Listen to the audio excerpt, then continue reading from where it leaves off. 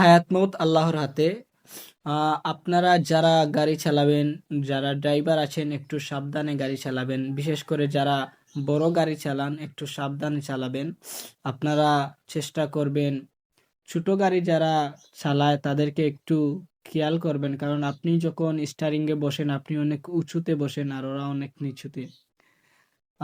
সাবধানে চলাফেরা করবেন। কুল্লু নাফসিন যায়িকাতুল মাউত, প্রত্যেক প্রাণীকেই মৃত্যু স্বাদ গ্রহণ করতে হবে।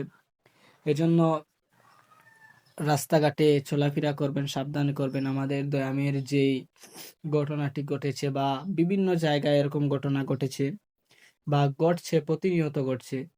এজন্য বলি ভাই একটু সাবধানে চালাবেন। আপনি চিন্তা করবেন আপনি একজন পুরুষ, আপনার উপর ফ্যামিলির দায়িত্ব আছে। আপনাকে ফ্যামিলির হাল ধরতে হবে।